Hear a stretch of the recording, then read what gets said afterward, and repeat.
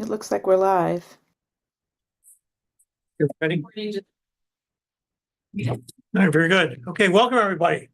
Welcome to Hudson 7 hybrid meeting for November 2024.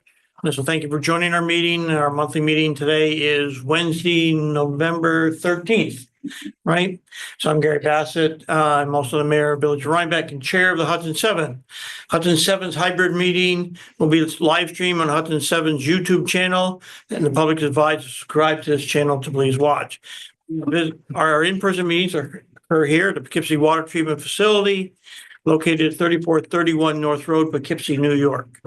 Public comment is allowed both in person and remotely. Please visit our website at www.hudson7.org or visit our meeting page. So in attendance tonight, we do have a quorum 5. I'm going to start here. Richard Distil, City of Poughkeepsie. Ann Shershin, Town of Poughkeepsie. Danielle Freer, Supervisor, Town of Esopus. Hello, Nick Butler, Town of Esopus, Port Ewan Water Superintendent. Eric Weinstock, member of the CAC Hyde Park. Russ Gilmore, Town of Lloyd. Don Ginobili, Technical Advisor. Rebecca, I'm going to start top left. Rebecca Martin, Source Water Protection Coordinator, Hudson 7. Emily. Emily Svensson, Technical Advisor. Shannon. You're muted, Shannon. Sorry, I know. Sorry, that mute button is so hard to get sometimes. Sorry, Shannon Roback, Technical Advisor, Riverkeeper. Amanda. Hey everyone, Amanda Laval, Ulster County. Grant. Grant Jang, Technical Advisor.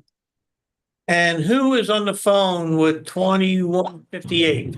That's Dan. Dan Shapley, Riverkeeper Technical Advisor. Hi, everyone. Hi, Dan. I'm glad to see you change your name to a number. You get that. All right. Call to order. I call the order. We do have a quorum, so I'd like to ask for the approval of minutes for from 9/11/24. Motion. I'll second. Russ. Thank you.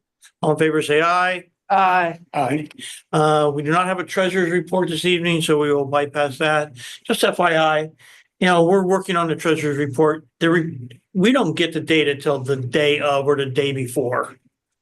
So you're going to have to bear with us a little bit as we work through that process, to try to make it a little bit more efficient. But maybe what I'd like to suggest is we might be a month behind in reporting. But that doesn't present a problem for us. Does it present a problem for anybody? No. But right now Elizabeth is away. She's out of town taking care of family business, so we will not have a treasurer's report. Rebecca. Yep, communications.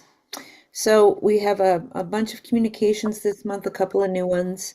Water Now municipal membership request.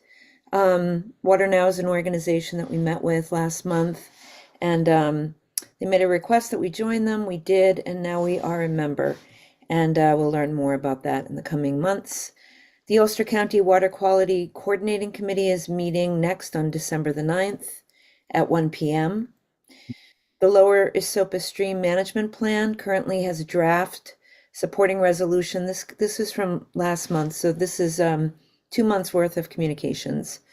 Is being circulated to the Lower Esopus watershed municipalities, most of which are at some stage of review adoption. The Hudson Valley Regional Council is organizing a tour at the Poughkeepsie Water Treatment Facility on Friday, November the 22nd from 10 to 12. There are up to 20 spots, so if you're interested, there's a link in your agenda that you can follow and sign up to attend. The Hudson River Watershed Alliance sent materials to the Hudson 7 from their recent conference that we attended and presented at during a watershed panel session on drinking water. They included PDF copies of the presentations that are available in their folders, and there's a hyperlink for you to share, to follow, to see if you'd like, and photos from the event. Friends of a Clean Hudson, which is Scenic Hudson, Riverkeeper, Clearwater, Sierra Club, submitted their public comments in time for the Hudson River PCB 5-year review on November the 7th when the public comment period ended. Sorry, it also included Arbor Hill Economic Development as a partner from Friends of Clean Hudson.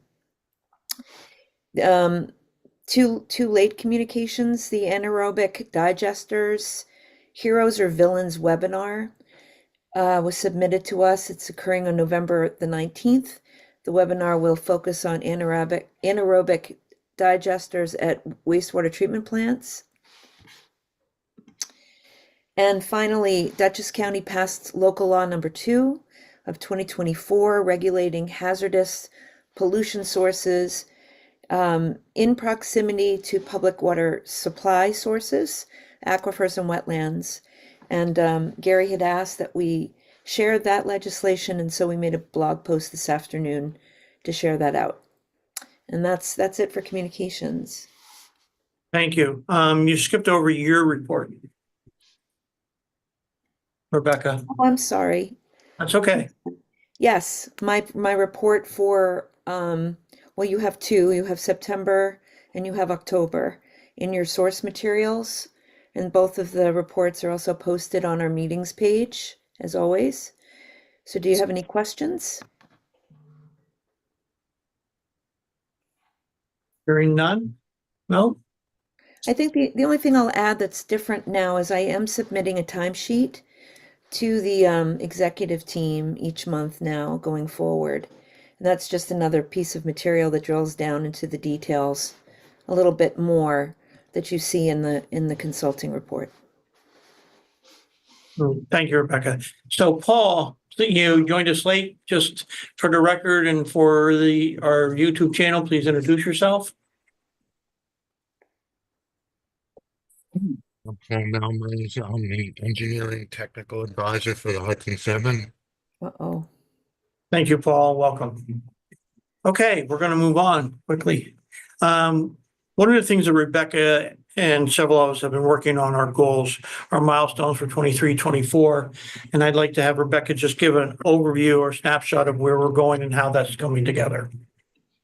Great. It's quite impressive what this group has done. Yeah, it was great to put this together, and I'm glad that I got a chance to do that. The reason I'm home tonight and not with you is because I really wanted to share the presentation. So I'm gonna walk through it kind of quickly. I just first want to make sure you can see the full screen. Can you see the full screen? Yep. Yeah. Okay.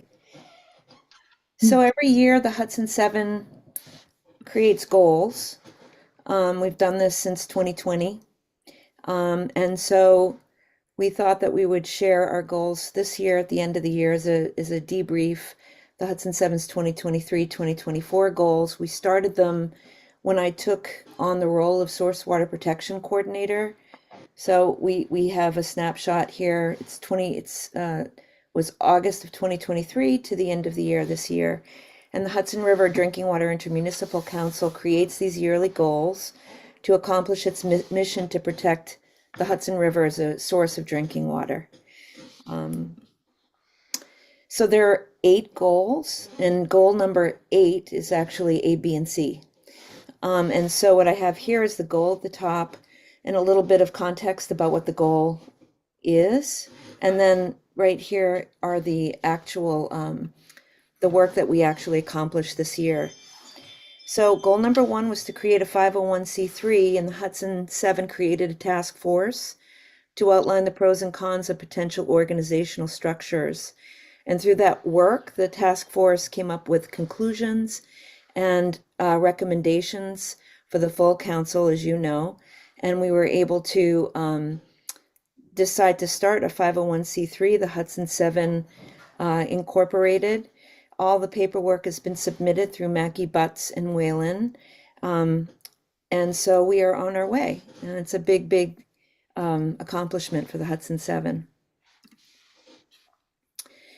Our second goal was to establish policies and procedures with the Hudson 7 executive team, which is sort of an ongoing goal that we just, we work on policies and procedures as issues arise, or to get out ahead of issues too. We're slowly working on those things. So this year, we have this great public-facing motions document where you all can see the actions, the decisions that you've made since 2018.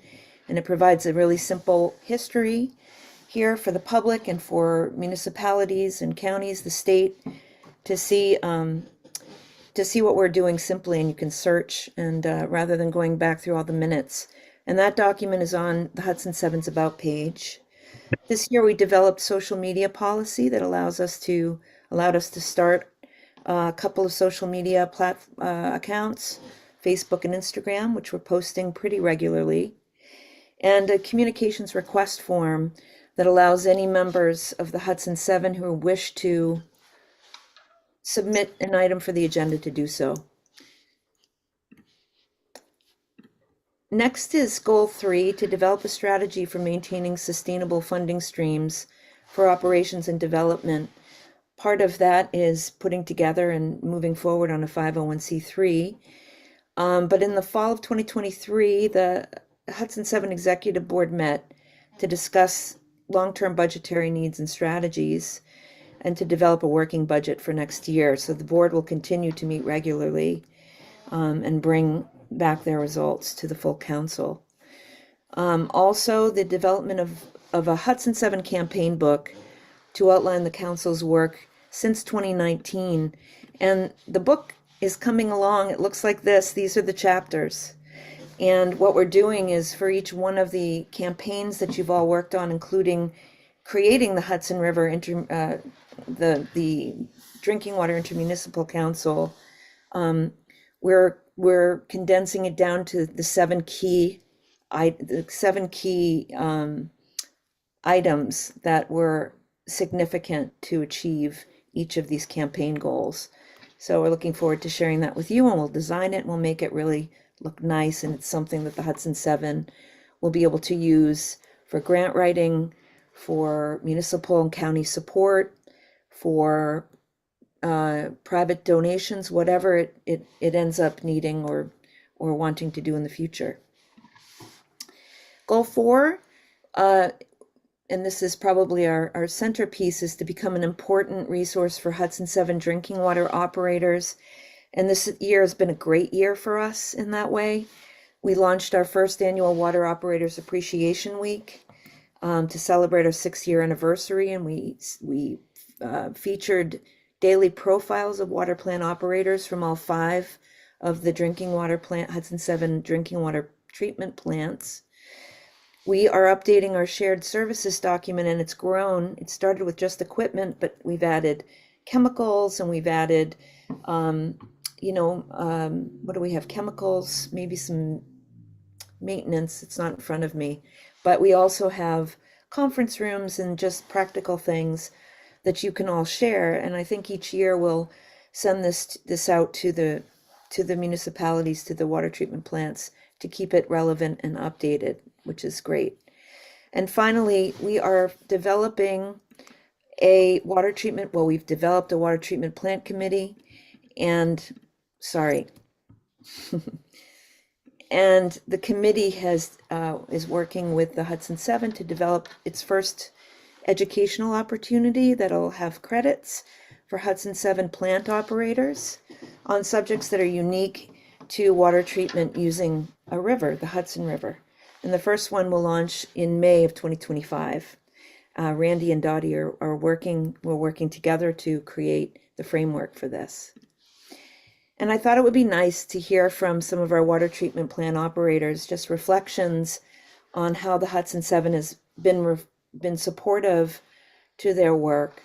And so we have Nick Butler's reflection. Nick is the Port Ewan Water and Sewer Superintendent, in Esopus. We have a wonderful reflection from Jonathan Shurins, who's the Executive Director of the Dutchess County Water and Wastewater Authority.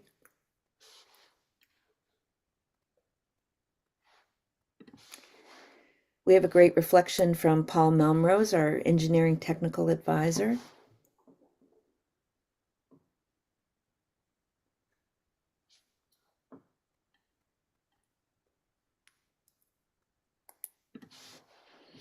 all of which is in your packet. I've made you all PDFs, and it's posted on the meetings page of the Hudson 7 website for the public to be able to follow along. So Goal 5 has been education, and we've had a whole lot of work here in this area. We've been able to host speakers on topics that are relevant to our other priorities, hosting the Grant Jang and Mike Forging. Grant is now one of our technical advisors on the DWSP2. We've hosted Dan McQuaid on the Anchorage rule change, which was very early in this campaign's process. Science Director Shannon Roback on PCBs and impacts to drinking water, and the effects of floods on the environment and drinking water by Paul Melmrose. These are all links, by the way, to these presentations. We've organized a couple of tours this year, both in Poughkeepsie at the Poughkeepsie Water Treatment Facility during our 6-year anniversary, and recently in Hyde Park at the Dutchess County Water and Wastewater Authority. So one of our goals is to design signage for Hudson riverfront and stream crossings. So this will be carried forward, and maybe we can look into projects like wayfinding through the future work of the Hudson 7's DWSP2. That'll soon be finished. We've done work to educate elected representatives, county, state, and federal, to improve policies and laws, whether existing or new, with letters to Governor Hochul, letters to the DEC, letters to the Public Service Commission. We've really engaged every opportunity that we could. We maintain our website, which has a good following. I think people are visiting and using the materials that we offer, all of our meetings and minutes and agendas and videos, and our blog, which is a great new addition this year. We've created public-facing materials about the Hudson 7, like our fact sheet that now has its own page on the Hudson 7 website. We've developed timelines. This is one specifically, our first one, on the Chippy transmission cable process in our section of the river that outlined all of the actions that we've taken since 2020. Goal 6 is the Drinking Water Source Protection Program, or DWSP2, where we're at the point now. I put a little history here just to add context, but we're at the point now where we're about to get our draft Drinking Water Source Protection Plan. In fact, we got it today to review, and the DWSP2 committee meets next week on November the 20th to devise next steps. Goal 7 is the salt front study, and Paul Melmrose has really been leading the charge and brought this problem to the attention of the state, to everyone. And eventually the state allocated $500,000 for a study. And the last big action really was last December, when Paul submitted comments on the salt front hydraulic model scope for stakeholder vetting.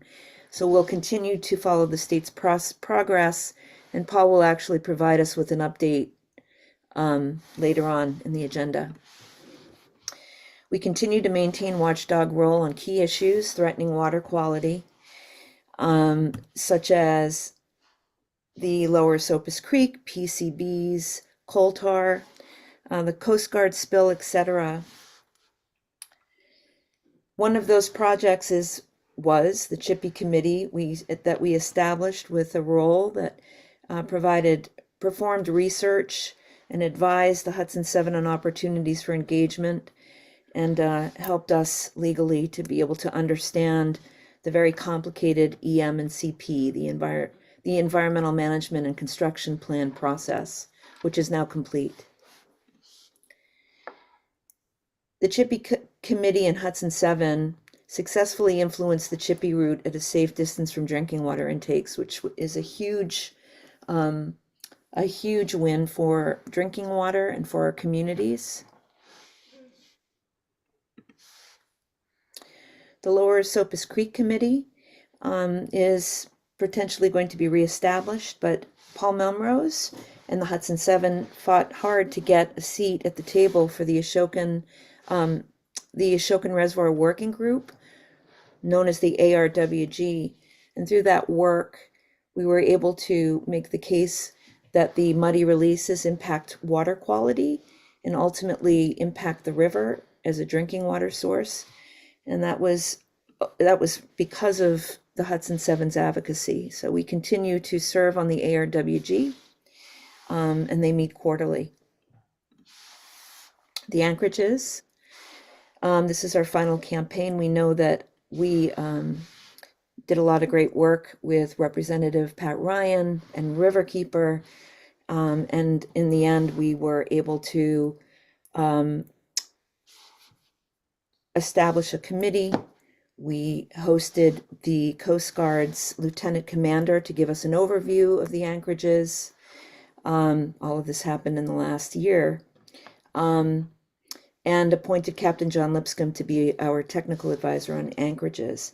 The Hudson Seven identified 2 concerns that became the basis or could have become the basis of a petition to establish these regulated navigation areas, RNAs. But we didn't have to go that far because legislation was passed, and the anchorages is no longer a threat at this point in time. The Hudson Seven continues to sit on the Hudson River PCB's CAG, the Community Advisory Group, and we continue to follow the Central Hudson coal tar cleanup. Dan has a update for us tonight, in fact. So some of what's ahead, we're going to develop another set of goals. I'll work with Gary to bring them forward in January to be adopted. We'll be talking about our 501c3 and strategic planning discussions. We'll develop our first educational opportunity for water operators. Paul will continue to focus on the salt front study, and we'll develop my work plan for next year that'll be shaped quite a bit by the DWSP2 work that's ahead. And so that's it. And I just want to thank you all for your hard work and to be able to play a role in supporting you this year. Any questions? Yeah. No, just a big thank you, Rebecca, to you for all of this. You have been so helpful this year. And I think that just all of the work that you've done creating the website and the social media tools and all of that has been really helpful to me to bring back to my town board and to help guide me through some tricky conversations. And I know that we as a group too, it's been a hell of a year. And I just want to thank you all for just really pulling together and being there as a resource to the town of Esopus. So thank you for all of your hard work. Thanks, Danielle. My pleasure. Very good. Thank you. All right, we're going to keep moving here. We had a long list of old business items. So Rebecca and I and some others did a scrub. And Rebecca, do you want to review that list for us, please? Devin joined us. I don't know if you saw. Oh, hey, Devin, you there? Hey, everyone. Sorry I'm late. Thank you for joining. Hey, Devin. Gary, before we go, I think Dan has to leave soon. Did you want to just see if we want to move some of those Dan items up front, or are we good to proceed as is? I'm fine with that. I'm sure everybody here would be as well, right? Dan, is that right? I'm sorry, I was just sitting down. Could you repeat the question? That you have to leave early tonight and we could move your items up front so that we get you in. Oh, that'd be great. Yeah. Okay. Thank you for that. I appreciate it, everyone.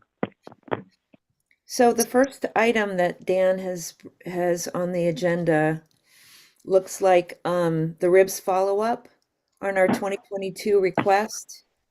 Dan, in a motion to draft a letter to the DEC requesting a report on the results of the 2-year Hudson River assessment, with a reminder that there are unassessed tributary segments that are in need of assessment, and when to expect the assessment data will be ready for presentation and to pre-schedule that presentation. Yeah, so I'd be happy on this if the council would like. We sent a letter a couple years ago asking for water quality assessments of the tributaries along the Hudson that reach the river near the intakes. A water quality assessment is a specific kind of water quality monitoring that the DEC does to really see how all of those waters measure up against the state standards. And most of the tributaries have not been assessed at all or in a long time. So we were seeking an update. At the time, DEC, you might remember, kind of said that they were, considering the request and they'd get back to us. And I think it kind of fell between the cracks. I haven't heard anything.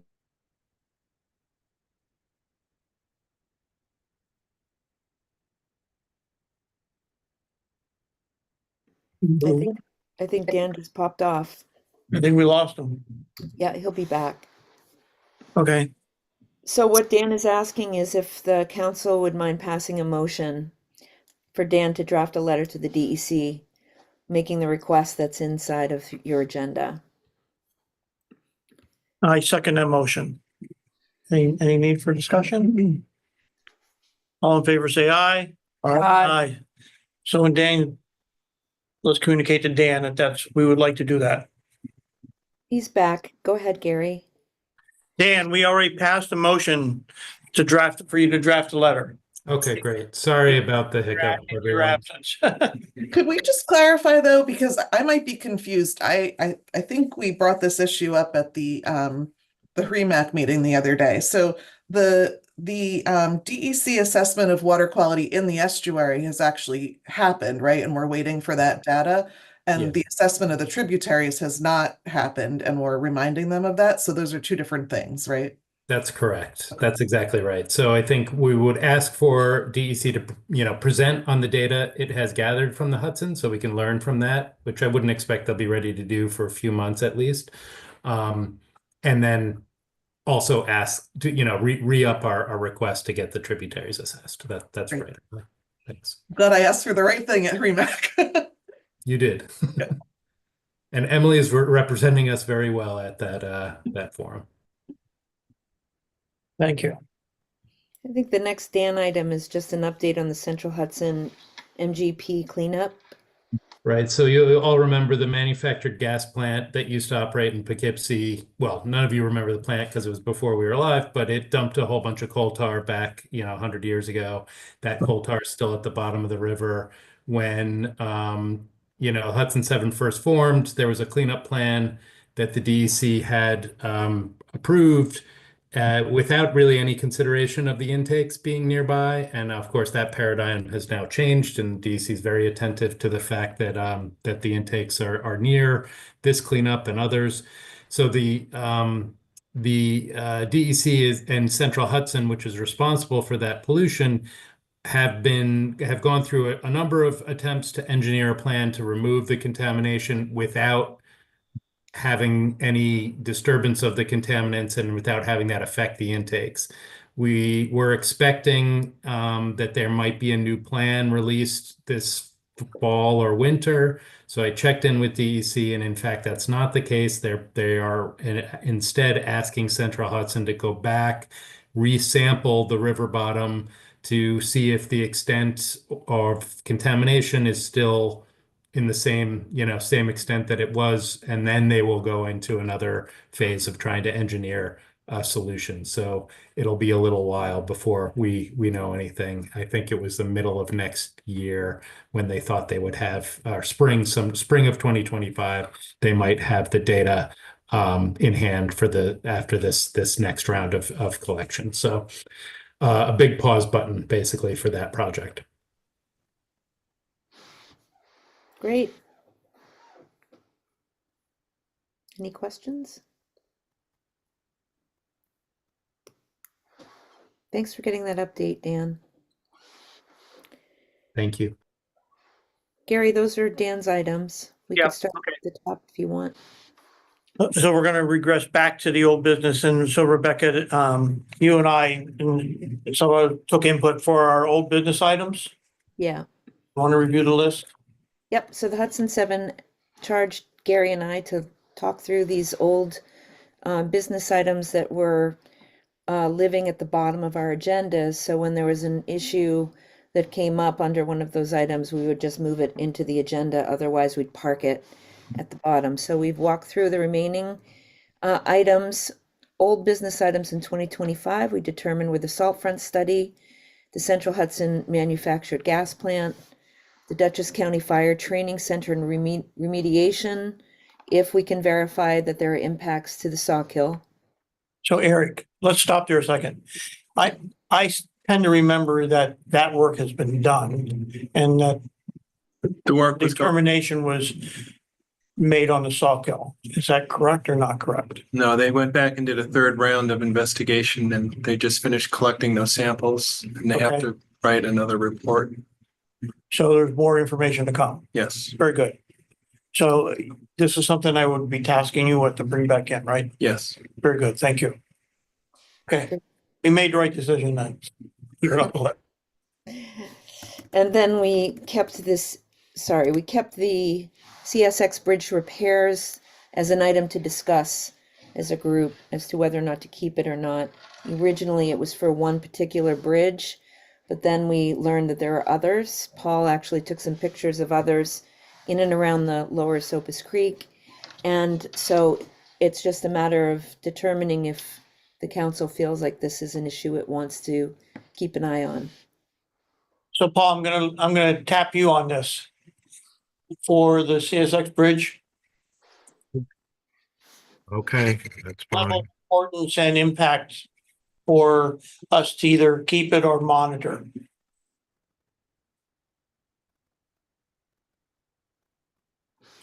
Okay, that's fine with me. I know that the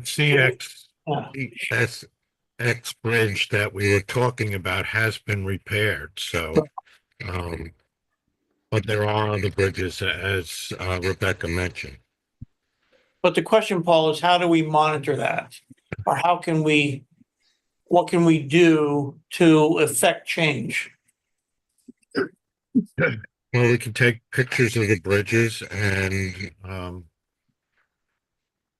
just follow the same procedures we did for the other bridge, supporting documents to the senators and to get these corrections made, because all these bridges are controlled by the federal government, not the state. Paul and Gary, would it make sense for us to do a mapping of these bridges in our watershed just to know how many there are and where they are? Is something like that exist? I don't think so. All right. Well, so in other words, are we going to leave this item on the old business agenda? That's a yes. Yes. The items that we thought we could remove include water and wastewater infrastructure, which I think originally, and maybe Dan could speak to this, had to do with grants funding and potential collaborations with grant funding. Vessels anchoring near intakes, which was brought to us by the town of Esopus by Shannon long ago. The rotating integrated basin studies, cybersecurity, the lead and copper rule, and Hudson River anchorages. Any questions on those in terms of whether we should keep them or just park them for now? Well, the lead and copper rule has just really, the surveys have been done or should have been done and submitted, but now the work begins on how do we replace the lead and copper lines. I know that Poughkeepsie's got an excellent program. I don't know about what's going on with the other utilities. But Paul, my question is, they're important to the water treatment plants like Nick and Poughkeepsie and our plants in terms of the output of the water, right? So is this something that we need to work with our water plant operators on or municipalities to continue to drive?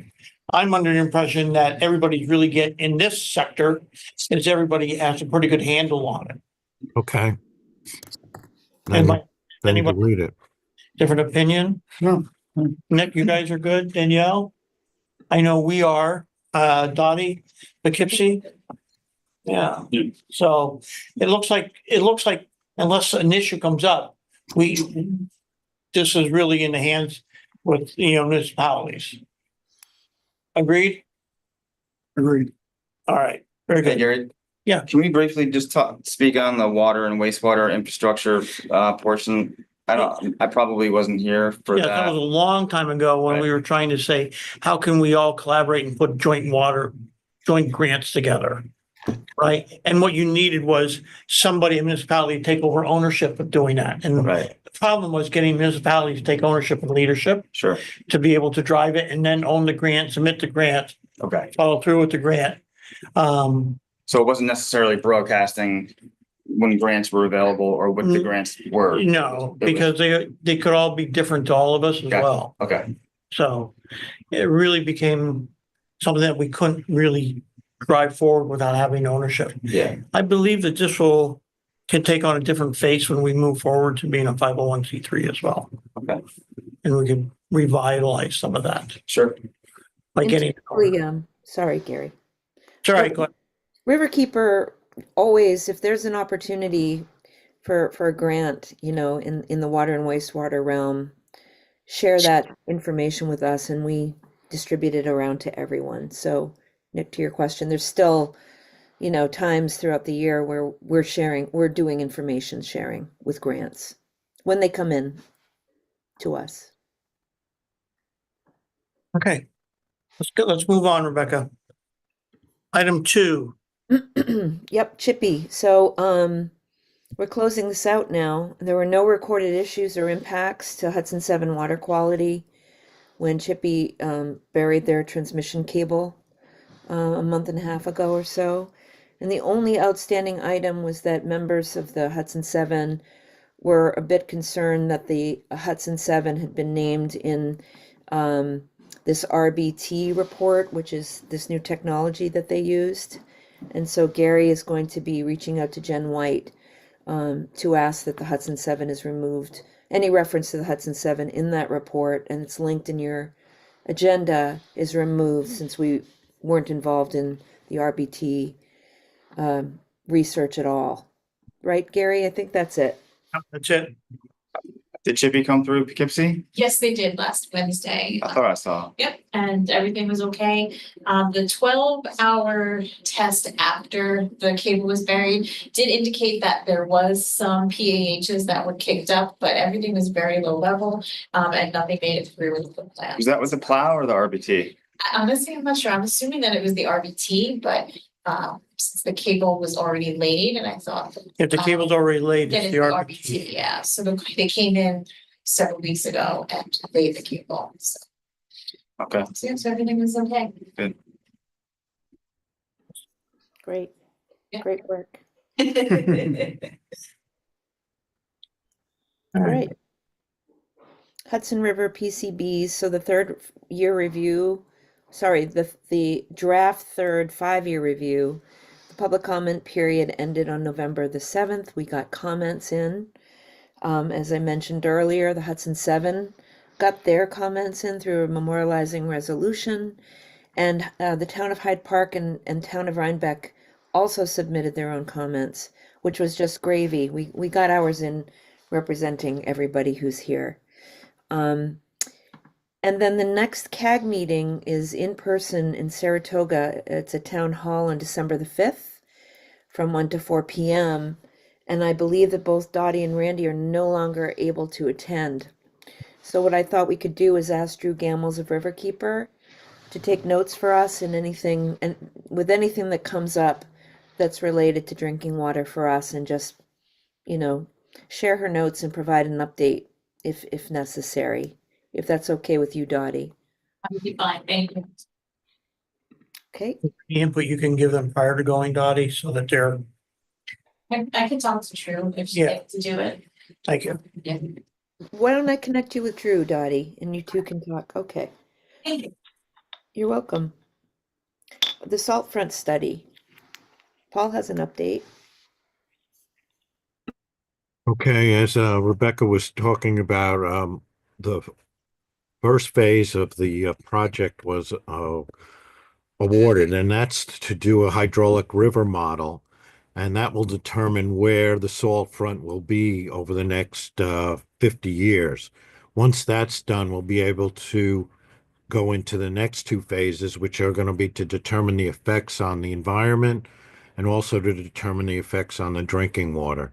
So this is going to be a long-term project, but we're going in the right direction. After I submitted my comments in December of last year, finally they had a kickoff meeting with DC and USGS on October 24th of this year. So things are starting to move along. And just on Monday, this past Monday, DEC informed me that they're going to, at their next monthly meeting next in December, they will be talking about when to have a stakeholders meeting with the USGS and DEC.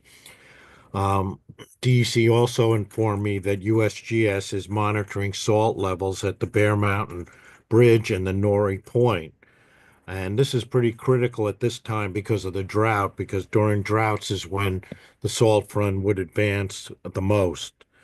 I also talked to Dottie and Randy, and they are not seeing salt at the Poughkeepsie intake, so that's good news. But I know that Dottie and Randy are monitoring that very carefully. That's it. Are they seeing anything south? Is it advanced farther than it has before in the past that you're aware? I've asked that question, but I haven't gotten an answer back. One of the problems was the project manager for DEC retired, and there's a new person now, so things are a little slow. I would think you guys would want to know if it's starting to move, right? Yeah, so we're monitoring the conductivity, and through conductivity, we can get an estimate of the sodium concentration. And we are not seeing anything higher than what our average is at this point in time. I mean, it's a little later that these numbers are it's like summertime values. Usually we start to see a decrease, but nothing is out of the ordinary for us at this point. There are monitors at Marist and just trying to think Nori. There's one at Nori Point, Marist, and a little bit further down. We said the Bear Mountain Bridge. But yeah, so that we can monitor as well. We'll look at those values periodically if we start to see an increase. So you would sound the alarm if you start seeing it coming up. All right.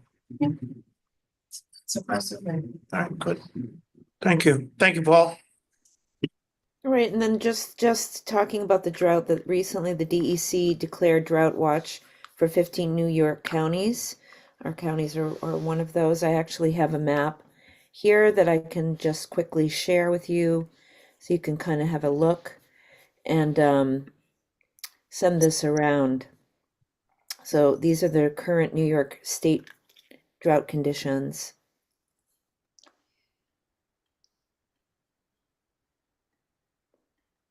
So I'll share that around for you if you haven't seen it from the DEC. Thank you. Okay, let's move on to task force reports.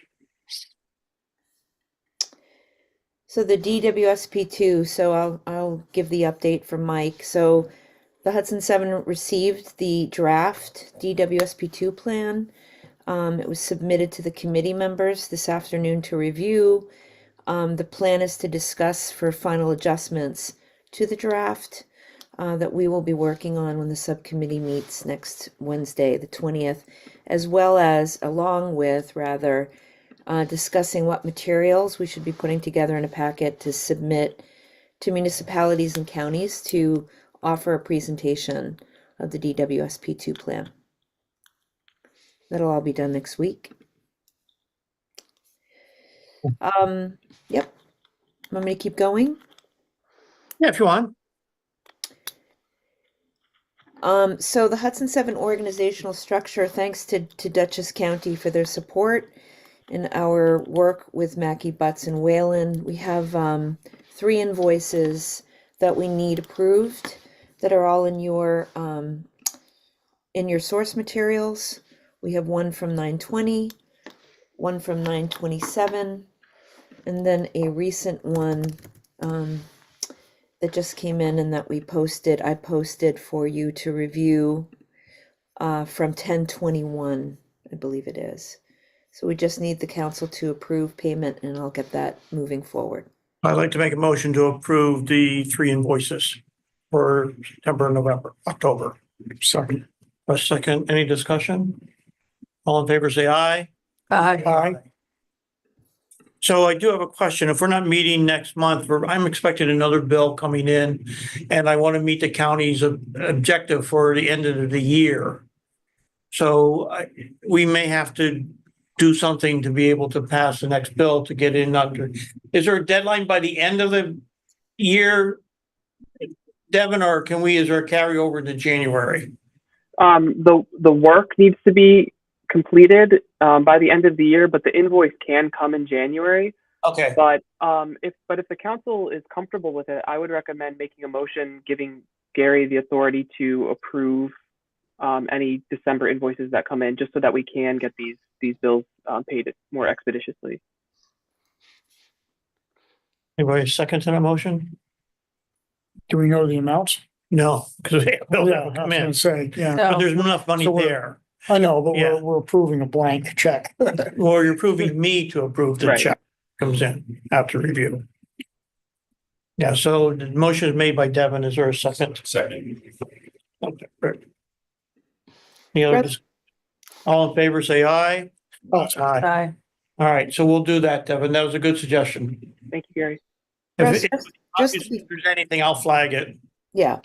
The money that there is available, Russ, is specifically for this purpose, just so you know, and it's not the Hudson Seven's budget.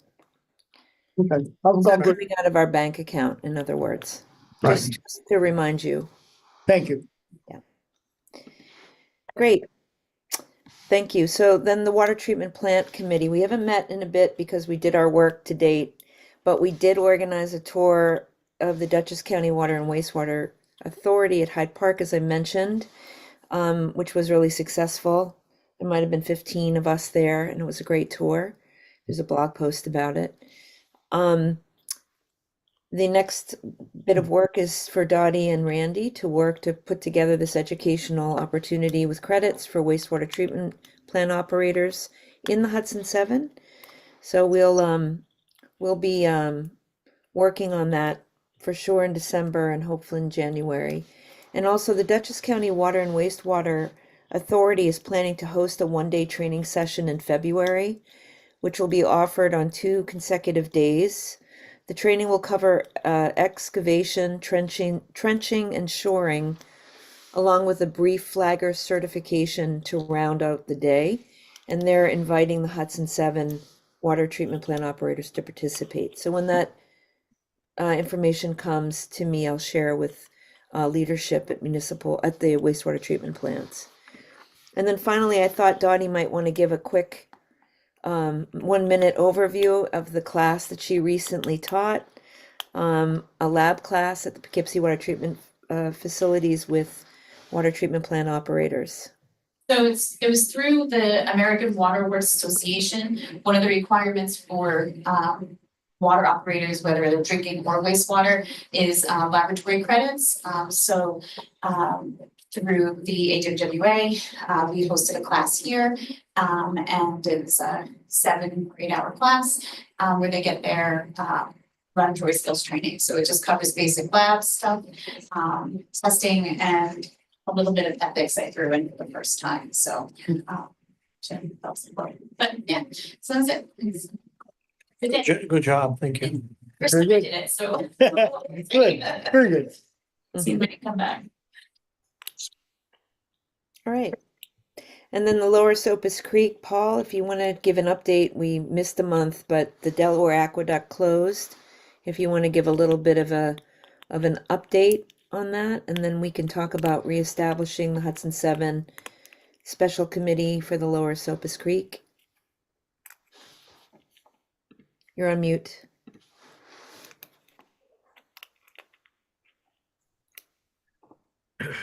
as Rebecca mentioned, we've been working on this since 2002. We responded to the DEP EIS concerning the discharge of muddy water to the Esopus. Although they have not developed a supplemental EIS, in July of this year, they announced they would limit the muddy water discharges. Um, and as a member of the Shokan Reservoir Work Group, I brought up the concerns about flooding, which I showed to you have detrimental effects on drinking water. And DEP decided to not fill the Ashokan to 100% before the aqueduct shut down. They did want to fill it to 100% since they would no longer have the Delaware system, which provides 50% of the water to New York City. They'd only have the Catskill and Croton. So I pointed out to them that NOAA's had a prediction was for significant number of hurricanes this year. And so they decided not to fill it to 100% to allow stormwater storage in the reservoir. Luckily, we did not experience any hurricane. We weren't as unlucky as people in North Carolina, but something like that could happen to us. Now, if New York City can survive this drought without the Delaware system, New York City should have adequate capacity to provide dedicated storage while providing enough water for the city. And I continue to want to work on that with the city and DEC, not only to provide the storage, but to make sure that they have an adequate water supply for the city. So that's kind of an ongoing thing. I don't think they'll answer the supplemental EIS or prepare it for maybe 5 years. So it's going to be a long, long process. That's all. So Paul, one of the things we wanted to bring up is try to have a pre-meeting before these meetings by reestablishing the subcommittee. Right? And so I still think that's important. I don't even remember who was on the subcommittee at the time. I think I was, Dan, you, there was anybody else? Yeah, it was Paul, it was Gary, it was Dan, it was Randy, and it was Emily originally. And it might be a good idea to think about membership being Paul, Dan is a technical advisor, but also involved with Riverkeeper. Maybe a county rep from Dutchess and Ulster. And then I can help by facilitating the committee. And I think that what you're all talking about is having it meet 2 weeks before and after ARWG meetings, which allows the Hudson 7 to think strategically about how it wants to engage. But this is a standing committee. We really didn't dissolve the committee. What we're looking for is to reestablish the membership. So I'd just like to make a motion that if anybody's interested in being on the committee as suggested, I'm not going to limit it to just those. I think anybody could participate and be on it. It's been valuable. As a result of Paul's work, we've been able to change, as you saw, the level of the reservoir, but also the impact onto the drinking water it's done. So this is something we should take seriously. And I would like to ask if anybody's interested in participating to reach out to Rebecca and get on the list. And then Rebecca will start establishing the meeting again. Sound like a plan? Good. Yeah, I just have a couple of things to add. Dan holds a committee meeting for a number of people. He's going to have it this Friday at 10 o'clock. The next meeting of the ARWG is on December 13th, just so you guys can schedule the meeting knowing those two dates. All right, thanks. So Rebecca, I'm going to task you to help us pull together a meeting and get it out to anybody who's interested, and for those on the committee to remind them, okay? Yep, Paul, I'll be in touch and see when you're available first. And we'll work with, create a couple of dates and send it out to see who wants to come. Yeah, so Paul, thank you for all the hard work. We just got to make sure we maintain good communications. Great. That's it for old business. New business. First one is Emily for an update. Yeah, so the Hudson River Estuary Management Advisory Committee meets 3 times a year.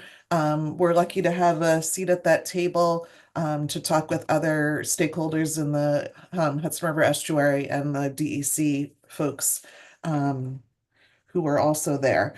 So at this meeting, we had a chance to give updates, and I mentioned the Chippy, that the Chippy project had gone through without any impacts, but that was only due to a lot of effort by you all, the municipal representatives, who were taking time away from things you should have been doing to focus on this. And so we hope that in the future, there will not be such installations right around our water intakes.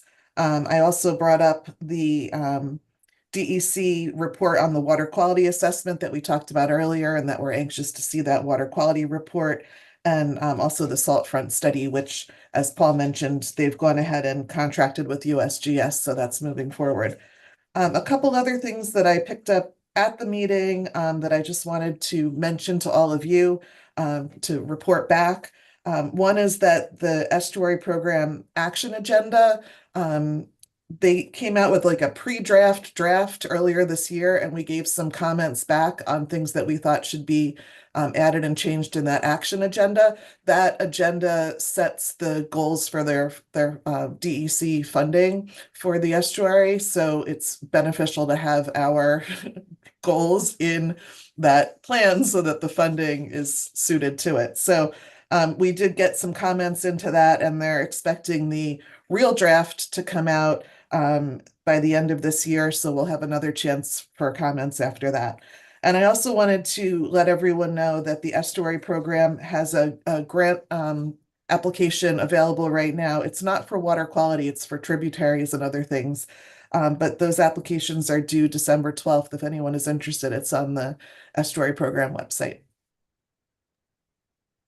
I'd just like to say that I know that Emily's been selected as the president of the Hudson River Alliance, and I'd just like to congratulate her and let everybody know that she's the president now. So great. Thank you. Co-pres. Very good. Thanks, Paul. Thanks for coming to the conference too. Okay. So I'd just like to remind everybody, we're not having a meeting in December, which is typical that we don't, but if the occasion arises and we need to call a special meeting, we will make sure to reach out to you to do that if something does arise. But I'd also, along with that, like to make a motion to keep the agenda that we currently have for the second Wednesday at 5 p.m. here at the Poughkeepsie Water Treatment Plant for our 2025 meeting. Good. Second, for us. Questions, suggestions? All in favor, say aye. Aye. Aye. So done. It's been fun. Make a motion to adjourn. Second. All in favor, say aye. Aye. Aye. Just on time. Thank you all.